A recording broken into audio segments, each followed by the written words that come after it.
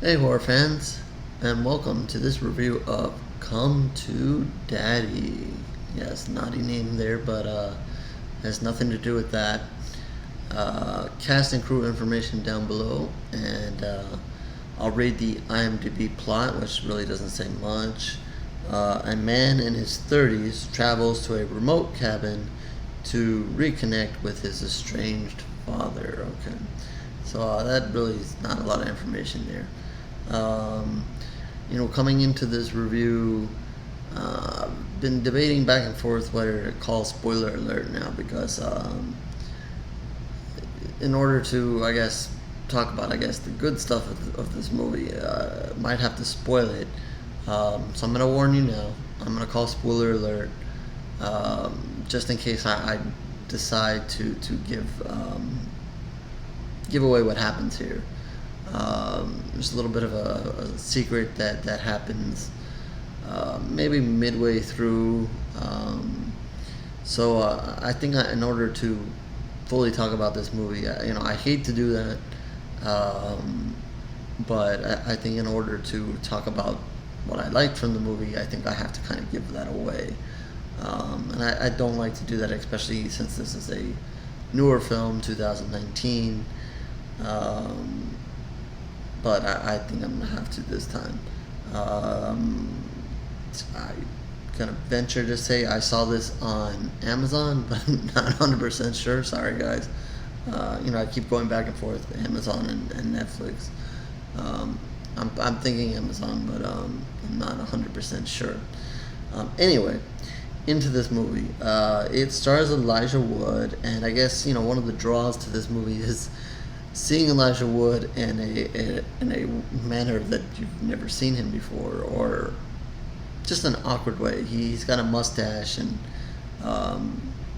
he's dressed a little bit different, and so I guess it's just, I don't even, watching the whole movie, I still wasn't used to it.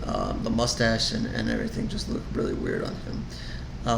So that's something to overcome, and maybe something to even flip on and see, or scroll through some pictures. There'll be pictures in this review as well. But I don't know if you guys are fans of him or not, but it's just a funny thing to see, and at least for a minute or two. And it also has Stephen McHattie in here, who you might know from Pontypool, and I recently saw in Dreamland, and he's done other stuff. So it kind of starts there. You see a bus pull up to kind of like in a wooded area, and drop a guy off. It is Elijah Wood's character, Norvell, and he walks out, does a little bit of a trek, and then there's this house that's like kind of on the edge of a cliff, maybe, or edge of the forest here. And he goes and knocks on the door, and his father answers. And let's just say it's been, I think they said 30 years maybe, but it's been a very long time since they've seen each other. He's not a father that was around, apparently, and so Norval's basically grown up without a father, and apparently got a letter from his father to come see him there, and I guess he really took it to heart. I guess maybe he missed his daddy, and so he made the trek over there, but I guess ends up being very disappointed. Dad is not what he expected. He expected Dad to basically welcome him with open arms, especially since Dad apparently called him to come over there, or sent the letter for him to come over there. But that's not really the case here. They don't really get along great. The dad is doing a lot of drinking. His dad's saying a lot of crude stuff. Dad's just not being a nice character towards his son, and Norville's, kind of taken back by this. He doesn't want to drink. Apparently, he's had drinking issues in the past. Um, he keeps pressing his dad. Why'd you have me come here? Why'd you send this letter? But it doesn't turn out well. And then, I guess this is the beginning of the spoiler alert. The dad decides that he wants to kill him. And, it might be in the middle of a drunken rage or whatever, or, you'll see it in a few minutes why. But just before he goes to attack his son, he has a heart attack and dies. Kind of shocking. Didn't really see that coming. And then things get a little strange. Because he calls the coroner, a policeman comes out. There's a really weird scene with a policeman. A little bit funny, but also weird. Then the coroner comes out, and he has a conversation with her as well, and basically tells him that she has to take the body, embalm it, but bring it back because of, I guess, a recent flood or something like that. They can't keep the bodies there for the time being, so he's going to have to hold the body for the time being. So, that was a little interesting there, and I was thinking, there's a couple of different things that could happen here. Like I said, the IMDb plot doesn't say much. I didn't know much going into this movie. So, as that kind of happens, and, you're kind of thinking, maybe this is going to be a supernatural kind of event happening now.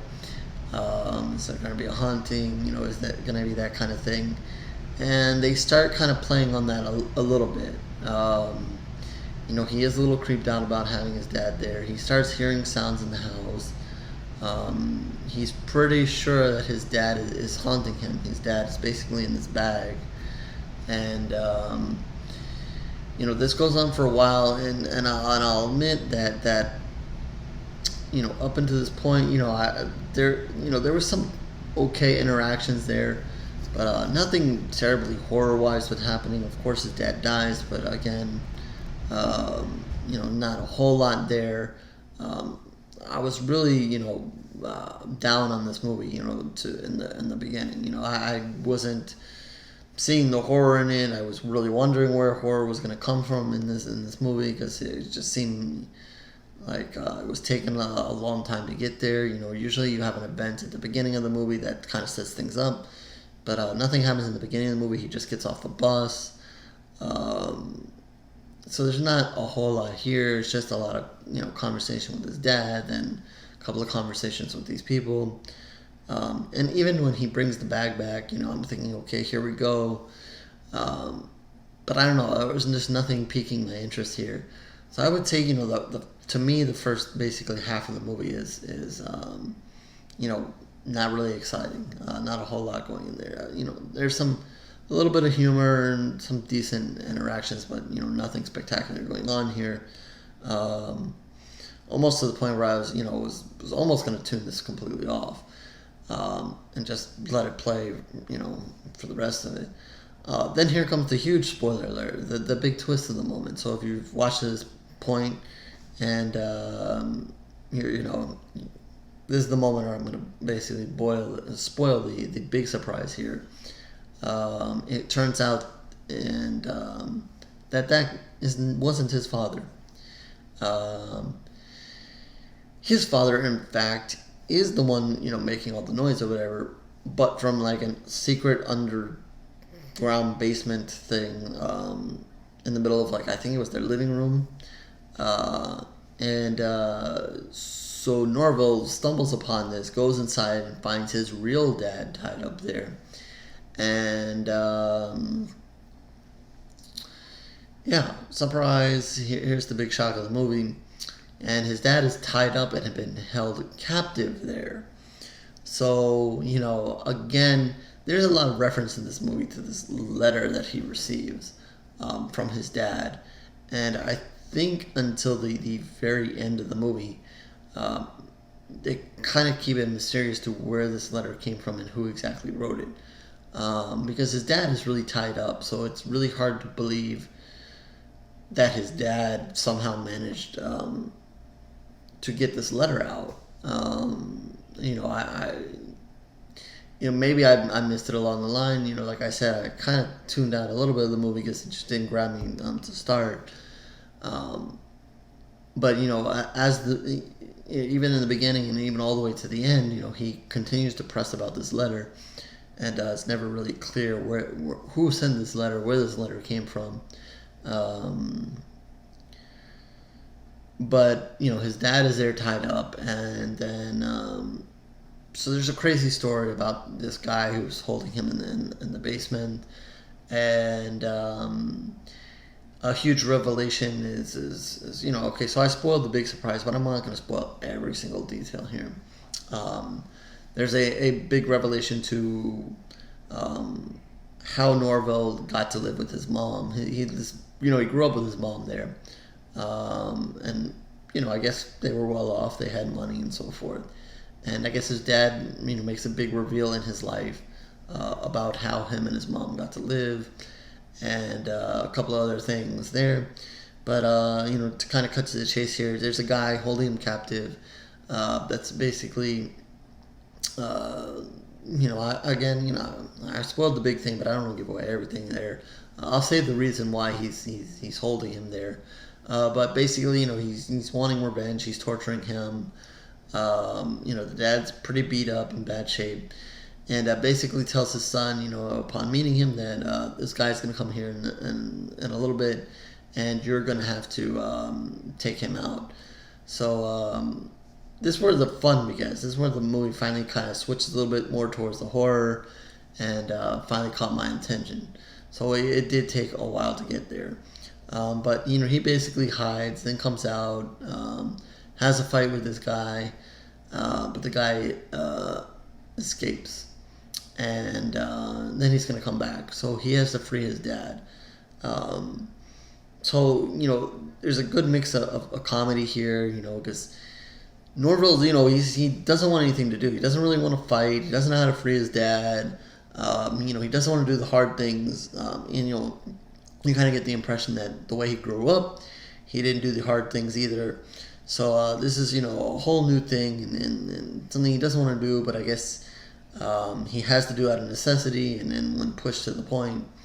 It's a little bit of a growing up, or finally growing up moment here, growing up real fast in the moment. But let's just say, from here on out, the fun has really started here. He gets his dad out of this room, but then there's another surprise. He ends up fighting another guy in a really funny battle. And then, of course, there's this big bad guy that he has to contend with eventually. So I don't want to spoil, I don't want to spoil the okay, I gave away the big twist, but I don't want to spoil the fun part of the movie. So I say, if you're watching this and you're like me and you're like, what the hell is happening here? Nothing's happening early on. Wait till this twist happens, and then the fun will come afterwards. There's some fighting, some more humor in it. A few more strange things happens. There's a funny scene in a hotel.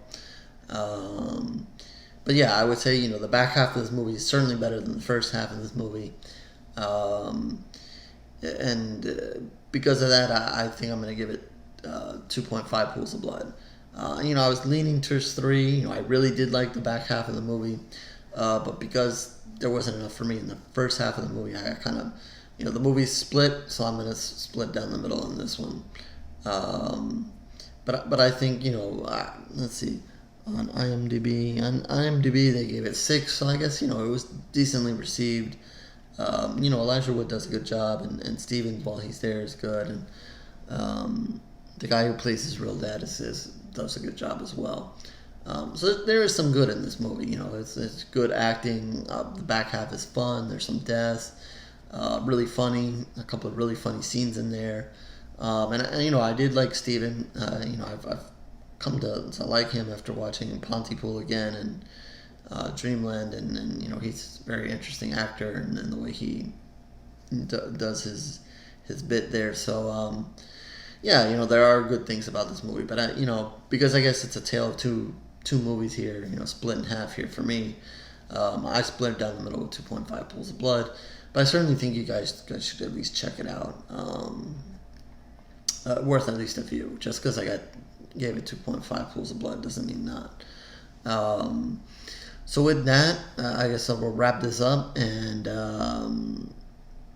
as usual, you can subscribe to the channel. Appreciate all the subscriptions. Everybody checking out these video reviews. If you're looking for written reviews or more reviews, horrorgory.blogspot.com. That link is down below. Tons of reviews over the last couple of months in quarantine. Done a huge amount of video reviews. But you can scroll down and click on the side and find reviews for going many years back. Been doing this for a while now. And social media is down below as well. Twitter, Facebook. Hit me up there if you want to talk about this movie, other movies you want me to see, to review. Happy to do that as well. If you're a filmmaker out there, you have a movie that you want me to see and do a review, please reach out to me. That's fine. We can arrange that as well. Very busy at promotehorror.com, but I've been sneaking in these reviews as fast and as I can get them out. And I thank you all for watching this review or any of the other reviews and reading the written reviews. And I have a lot more coming very soon. So if you're watching this one, get prepared. Some written reviews will be coming soon of some newer stuff. So until then, I will catch you later, horror fans.